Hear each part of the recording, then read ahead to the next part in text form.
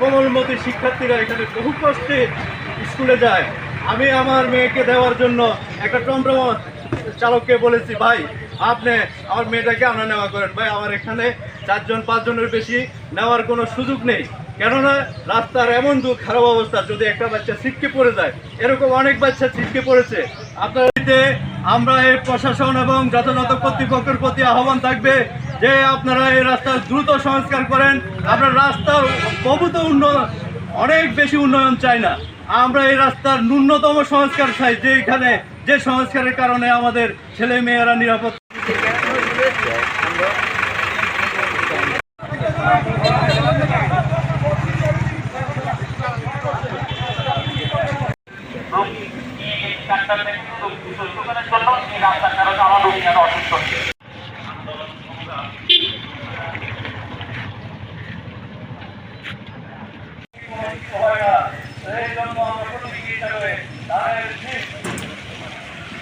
আর প্রতিবাদে এবং সংস্কারের দাবিতে আজকের এই আয়োজিত মানববন্ধন। গাড়ি চালাতে তাদের শরীরের ক্ষতি হচ্ছে, পাশাপাশি তাদের গাড়ির যন্ত্রাংশ ব্যাপকভাবে ক্ষতি হচ্ছে। আমাদের এখানে কিছুদিন আগে আমাদের